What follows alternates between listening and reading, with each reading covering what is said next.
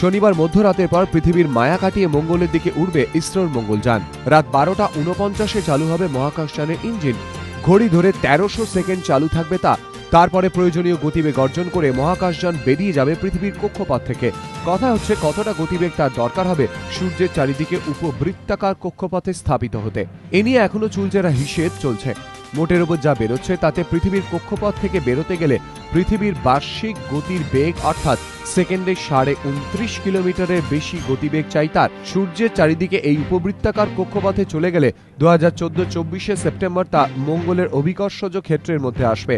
তখন মনের সুখে লাল গ্রহকে অধ্যয়ন করতে পারবে ইসরোর মহাকাশযান। মহাকাশযানে আরেকটি challenge, Van Allen radiation belt পেরোনো। এটি আসলে একটি তেজস্ক্রিয় কণার ফিতে। পৃথিবীর মায়া কাটিয়ে ভ্যান অ্যালেন রেডিয়েশন বেল্ট অতিক্রম করলে আমেরিকা, ইউরোপীয় ইউনিয়ন আর রাশিয়ার পর চতুর্থ নাম হিসেবে মঙ্গল অভিযানের তালিকায় আসবে ভারতও। মনে রাখতে হবে, এই অভিযানে আগেই ব্যর্থ হয়েছে চীন, জাপানের মতো উন্নত দেশ। সেদিক থেকে বিরল কৃতিত্ব অর্জনের সুযোগ ইসরোর সামনে। গত 5ই নভেম্বর শ্রীহরিকোটা থেকে উৎক্ষেপিত হয়েছিল মঙ্গলযান। এবিপি আনন্দ।